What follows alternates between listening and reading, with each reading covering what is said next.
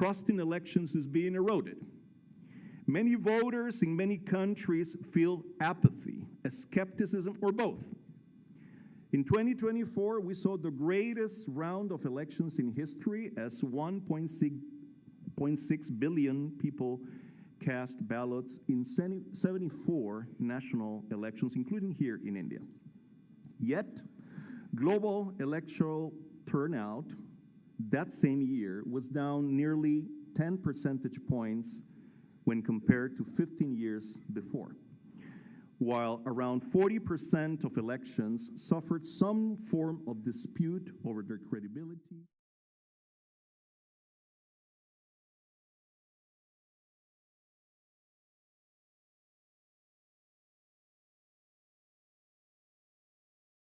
Is that despite so many challenges, elections are resilient.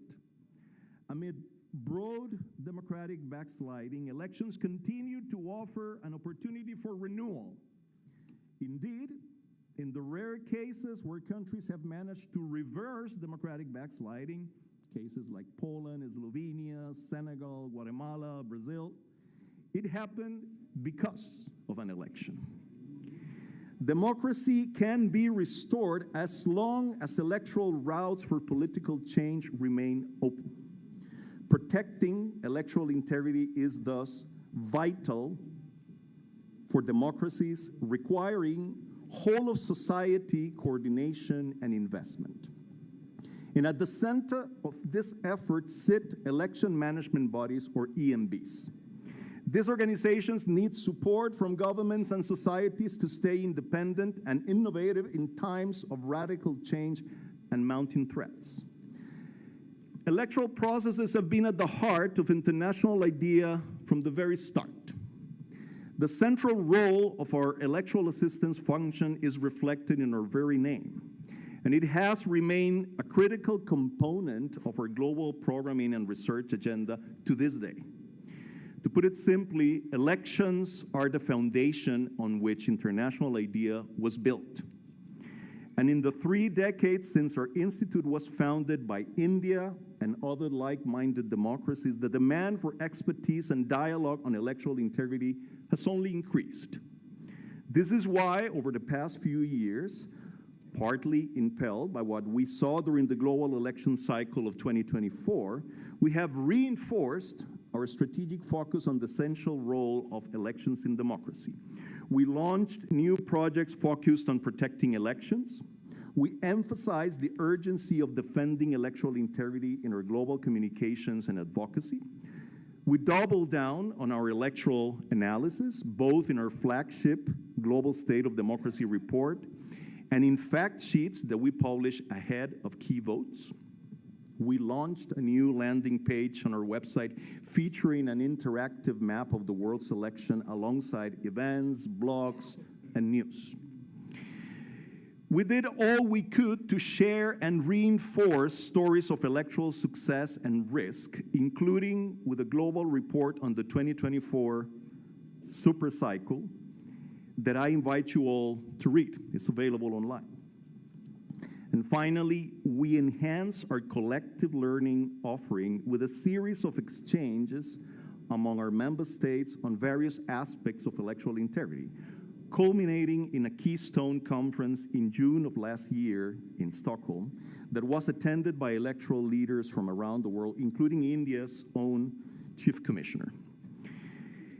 That event produced the Stockholm Consensus on Electoral Integrity, a document highlighting the essential work of EMBs to a global audience and laying out a robust agenda of action for the future of election management and assistance. The Stockholm Consensus is now a guiding star in our shared work to support and protect elections worldwide. Yet, these exchanges have achieved something much greater than an outcome document. They have revealed tremendous examples of determination and innovation by electoral managers in confronting a growing array of challenges, whether it is cost effectiveness at a massive scale, like in India, or civic education programs in South Africa, or effectively promoting women's political participation and representation in Mexico. Each of these initiatives was developed in a specific national context, but each has relevance for the broader community. In other words, these cases are not just good stories. They are very practical guides for action. They also speak to the value of the comparative, inclusive, and intergovernmental approach that has defined international IDEA from the beginning. It is the same approach that underpins this week's event. But this event and India's chairship of international IDEA carry even deeper meaning. As a rising global power and home to the world's largest electoral exercise, India is an indisputable and indispensable player in the future of democracy. And India's growing role in IDEA is particularly important because it shows a robust commitment to advancing the cause of democracy from the global south. As I mentioned earlier, I'm a proud Costa Rican. I come from this part of the world, from the south. And I strongly feel that advancing the democratic cause is our responsibility too. The proud democracies from Asia, Africa, and Latin America, in many cases born from long struggles for self-determination, are the living proof that democracy is not a Western construct, but a universal aspiration. It is an aspiration rooted in the values that inspire India's own democratic liberation, from the Salt March to universal suffrage.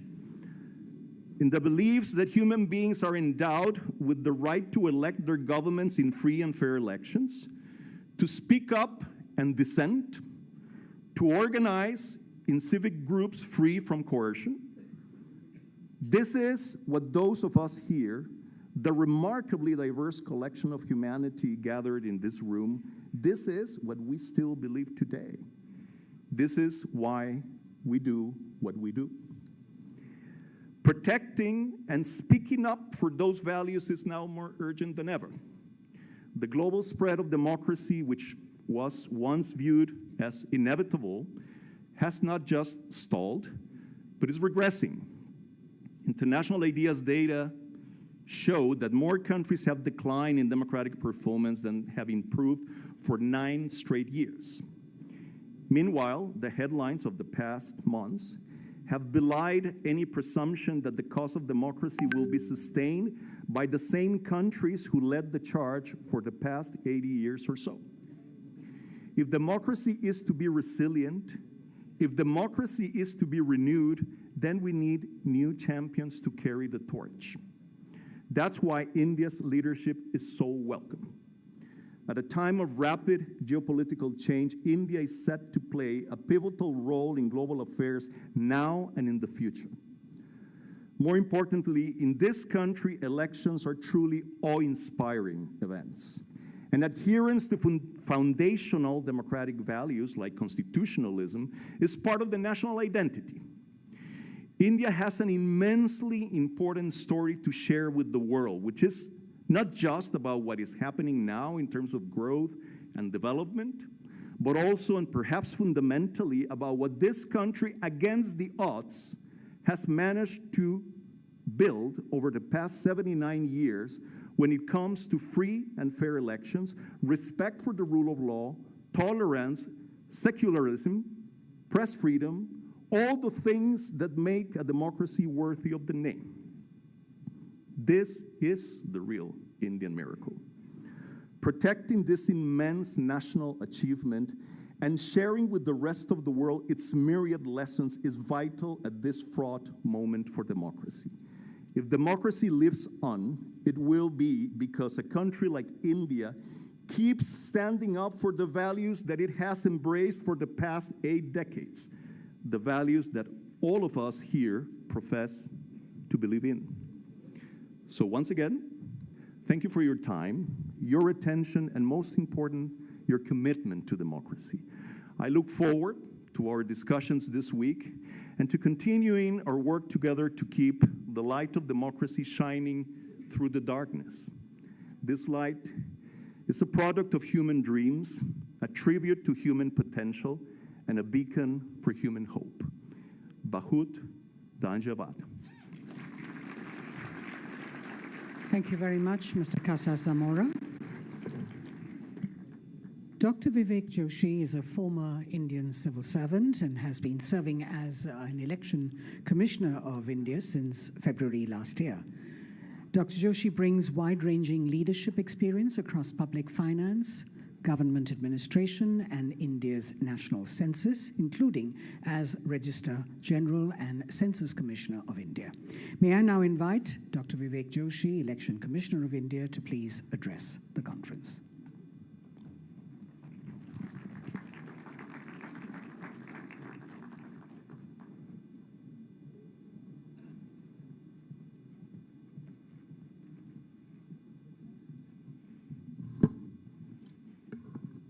Honorable Chief Election Commissioner of India, Mr. Gyanesh Kumar, Honorable Election Commission of India, Dr. Sukhbir Singh Sandhu, Secretary General, International IDEA, Dr. Kevin Casa Zamora, DG Triple IDM, Mr. Rakesh Kumar Verma, Excellencies, distinguished guests, participants, ladies and gentlemen. I once again welcome you to this India International Conference on Democracy and Election Management 2026. Many of us who are present here work with elections as their continuous responsibility. We know that elections are not just events on the calendar. They are systems that need preparations, coordination, and a steady hand. The Election Commission of India is a constitutional authority which is established under Article 324 of Constitution of India, is entrusted with the responsibility of supervising, directing, and conducting elections for the world's largest democracy. Over the decades, this commission has emerged as the cornerstone of India's democratic framework, withholding the principles of neutrality, transparency, and fairness that are essential for free and fair elections. However, when we speak about elections, we often focus on the outcome on polling days. But much of the work happens long before the first vote is cast. Voter lists have to be maintained, polling locations to be identified, staff needs training, materials to be printed, distributed, and coordination put in place across multiple levels of administration. These tasks may seem routine when taken individually, but together they determine whether voters' experience was smooth and predictable or confusing and difficult. Technology has become central to much of our electoral work. It helps to update voter rolls, plan logistics, and share information with voters. It can make systems more accurate and accessible. The integrated digital platform, ECI Net, has simplified access to electoral services for voters, officials, political parties alike in India. Real-time dissemination of information, comprehensive webcasting, and digitalization of election data have enhanced our transparency, efficiency, and accountability across the electoral cycle. Professional election administration also depends on people. Election officials, technical teams, field workers, and volunteers all contribute to making the elections possible. Their work requires training, confidence, and problem-solving skills. Many EMBs have invested in professional development so that election staff are better prepared for the challenges they face. The presence of many of the CEOs and senior EMB officials at this conference shows how much value practitioners place on learning from each other. Another part of election work involves planning for uncertainty. Elections can be affected by weather, logistics problems, misinformation, legal disputes, or unexpected events. Over time, EMBs have started approaching these uncertainties through preparedness and risk awareness. The aim is not to eliminate risk, but to know how to manage them in the ways that keep the process credible and steady. Comparative learning helps here. EMBs who are present here operate under different political systems, under different legal systems, yet the challenges they often face look familiar.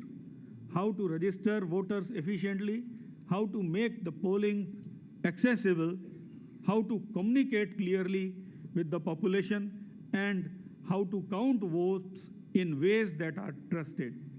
Learning from each other reduces trial and error and highlights the solutions that may not be obvious when we work alone. Elections are part of democracy, but they are also part of public administration. They involve planning, logistics, communications, and service delivery. When these functions work well, voters are more likely to participate and to trust the process. When difficulties arise, confidence can weaken. For this reason, attention to detail matters in election work, and consistency matters even more. This conference gives us an opportunity to step back from our immediate pressures of election cycles and reflect on how we do our work.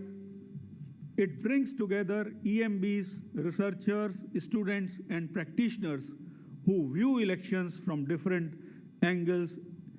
Each perspective contributes something useful. I hope our discussions over the next 3 days will enable meaningful engagement, one that is grounded in experience. They will help us return to our institutions with clearer insights and better ideas. I wish you all productive engagement during this conference, and thank you for your time and patience. Dhanyavad. Thank you, sir, for those important reflections and for highlighting the imperative of resilient and transparent electoral systems.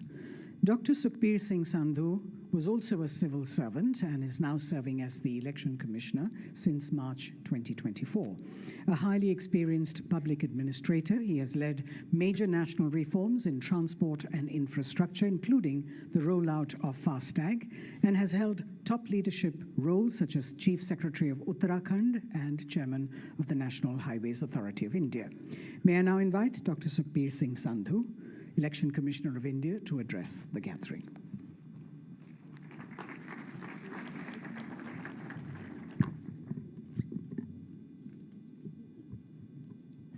Honorable Chief Election Commissioner of India, Shri Ganesh Kumar ji, Honorable Election Commissioner Dr. Joshi, Secretary General International IDEA, Mr. Kevan, Director General Triple IDM, Mr. Rakesh Verma, distinguished heads and members of EMBs, Excellencies, High Commissioners and Ambassadors, honorable delegates, esteemed colleagues and friends from across the globe, ladies and gentlemen.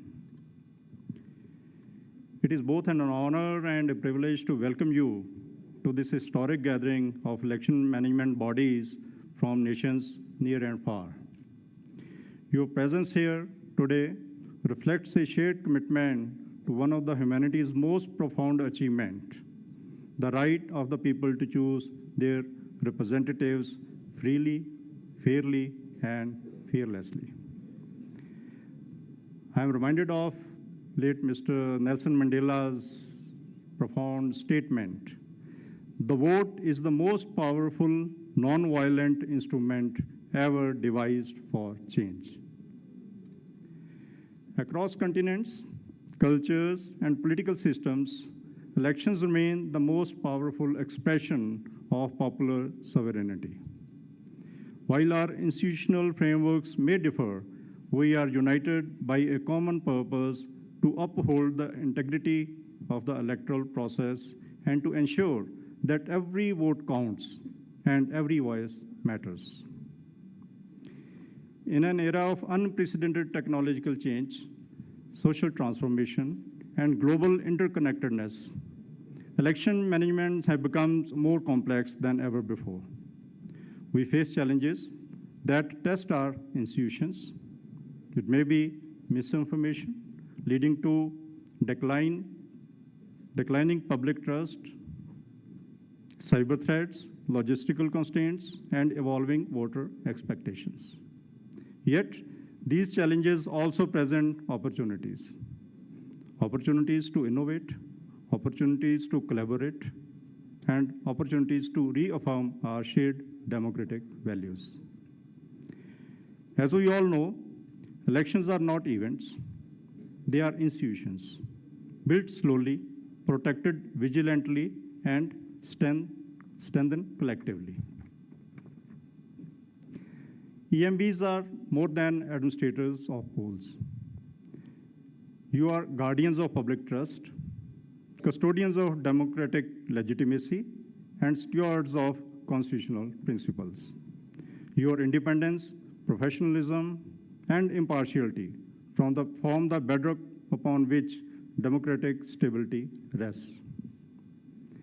This forum provides a unique platform to exchange best practices, learn from diverse experiences, and strengthen cooperation across borders. Whether it is enhancing voter inclusion, providing electoral technology, safeguarding electoral integrity, or ensuring transparency and accountability, the collective wisdom gathered here is invaluable. Let us use this occasion for the next 3 days, not only to discuss procedures and processes, but also to reflect on purpose. At the heart of every election is a citizen, placing faith in an institution, believing that their choice will be respected. That faith is precious, and it is our collective responsibility to protect it. Over the next 3 days, we will share how several democracies have successfully delivered on inclusion, peace, empowerment, economic development, and other aspirations of its people. As we inaugurate this conference, let us recommit ourselves to the highest standards of electoral excellence. Let us foster a dialogue grounded in mutual respect, sensitivity to national context, and a shared resolve to strengthen democratic governance worldwide. I wish this gathering highly meaningful deliberations over the next 3 days, constructive exchanges, and outcomes that will enrich electoral practices across nations. I also wish you a wonderful stay in India for the next 3 days, 3 or 4 days. Thank you for listening.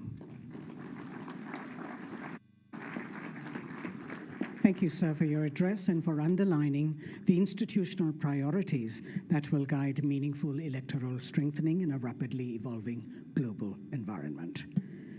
Shri Gyanesh Kumar is the current Chief Election Commissioner of India and leads the Election Commission. A senior public administrator with an engineering degree from IIT Kanpur, he has served across key government portfolios, including defense, home affairs, and cooperation, and brings deep experience in ensuring free, fair, and transparent elections.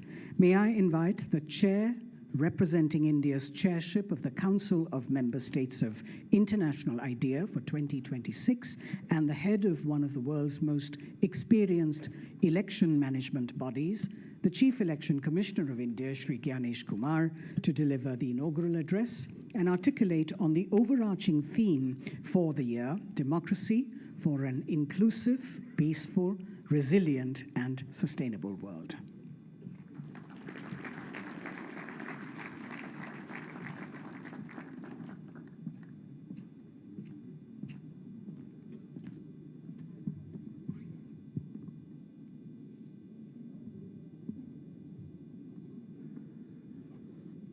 Honorable Election Commissioner Dr. Sukhbir Singh Sandhuji,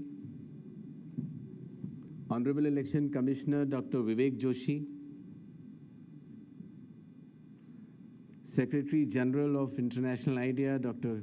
Kevin Kansas, Director General of IIIDM Mr. Rakesh Verma,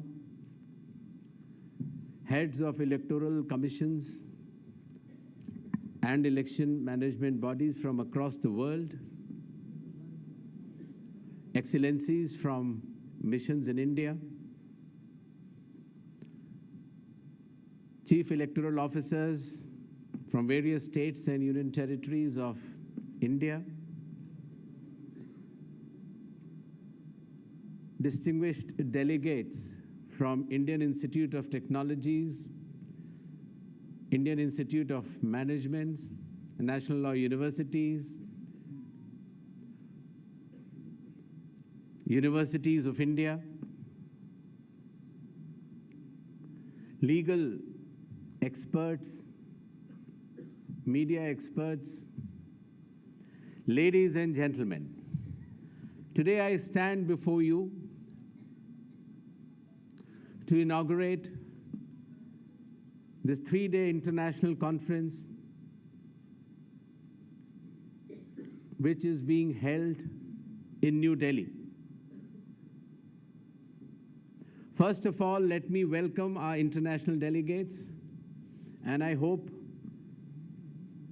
that our team has been able to take care of you all well, and you all are comfortable. India, as we say, is the mother of democracy. When we met each other outside this hall, at the backdrop, you could see the stupa and the pillar of Ashoka, popularly known as where democracy began. It is 600 BC, before the current era. If you would have noticed, at the backdrop itself was a hymn in Sanskrit of Atharva Veda, which is again a millennium before the current era, which talks about village samitis and committees. The backdrop of this conference also talks about Koduvalai, which was a system of voting. And as mentioned in Tamil sculptures, which is 1000 after the current era. All these pointers bring all of us together, not only to celebrate the democracy, but also to understand the future path, the challenges, the expectations of the electors, and how to make this process much, much more smoother, transparent, free, and fair. I should take you all towards a journey and explain as to how Indian elections become one of the largest exercise on planet year after year in terms of logistics, numbers, and transparency. The last year Lok Sabha elections, more than 1 billion voters, more than 640 million exercised their franchising, more than 1 million polling stations, and roughly 1.8 to 2 crore people involved in this exercise is a feat which is recorded in the docuseries which you just saw a small glimpses of it, and many publications which the Election Commission has brought. Each booth, polling booth in India, roughly has around 970 electors, roughly 300 houses. And the responsibility of the electors and ensuring that all the eligible electors are included in the electoral roll is vested with a booth level officer. The booth level officer is the foundation and is the foundational pillar for the electoral democracy in India. Indian elections, as our constitution says, has been divided into two broad segments.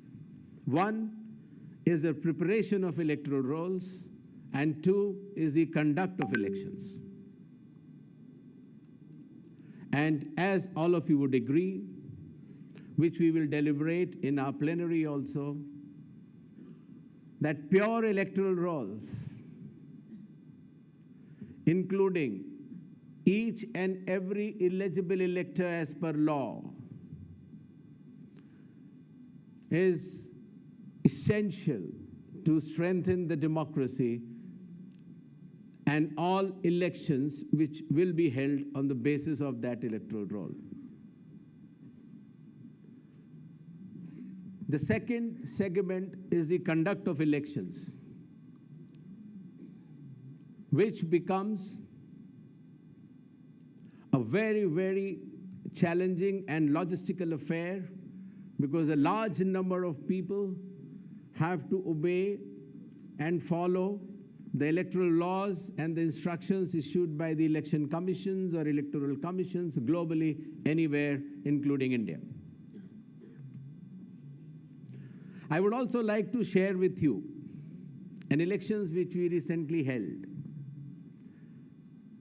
In India, the state of Bihar went for its elections recently, a few months back. The first step was purification of electoral rolls, including eligible electors. That stage got completed, and under electoral laws, there is a provision for the elector of any assembly segment to file appeals so that no wrong name gets included and no right name gets excluded. And you will be amazed with the efficiency of the booth level officers, the electoral registration officers, and the chief electoral officer of Bihar, that out of 75 million electors, the number of appeals were 0. Amongst tight public scrutiny and the watch of all citizens in Bihar and across the country, the electoral rolls were finalized, and then the elections were held. And another feat which was achieved in these Bihar elections were, we had polling on 2 dates, 6th November and 11th November. Nearly 1 lakh polling stations. And once again, a leading question, how many repolls were required? 0. That was the level of efficiency which was attained by our returning officers, our sectoral magistrates, and our presiding officers in each and every polling booth. And of course, the results showed that few seats were tightly contested with around 3 lakh votes in each seat, but then 25 could be the margin of one or the other.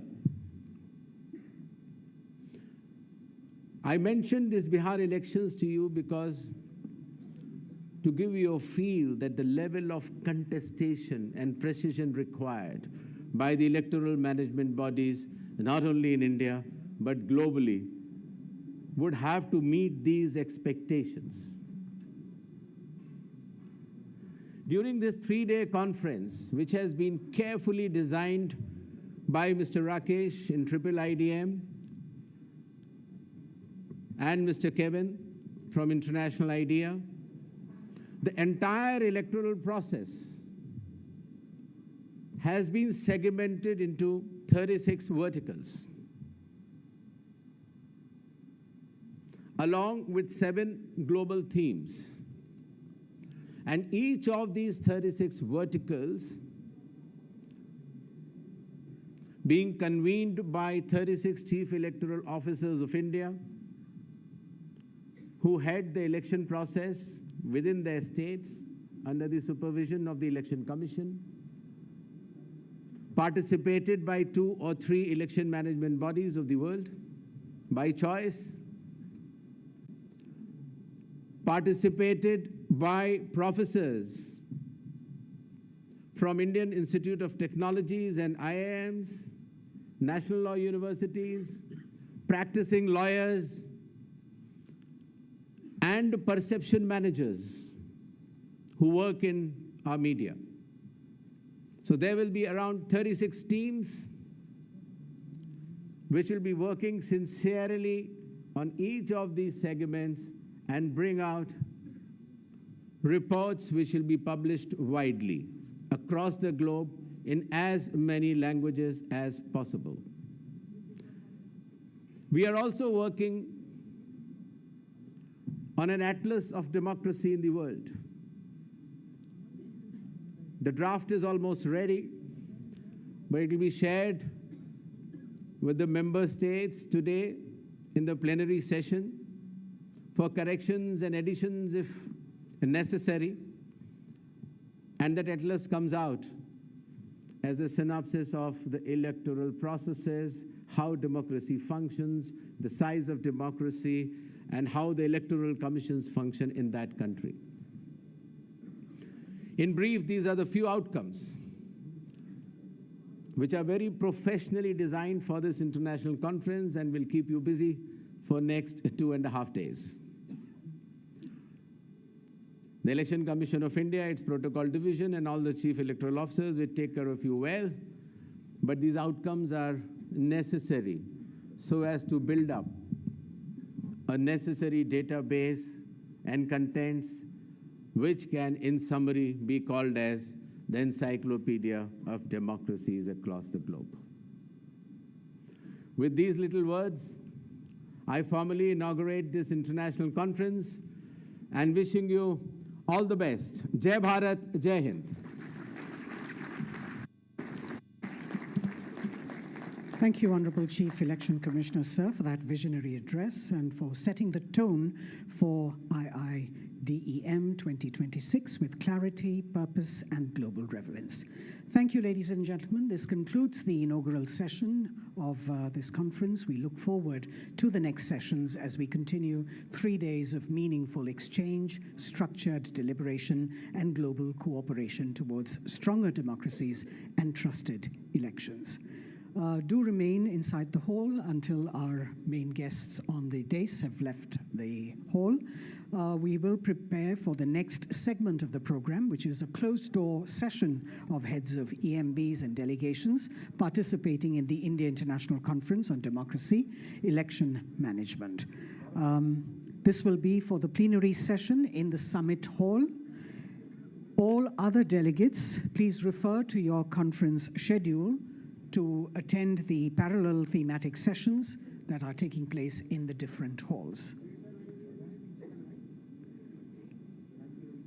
Please remain in your places until our dignitaries on the dais have left the hall. Thank you. And then you can proceed to the next hall for your sessions. Thank you very much.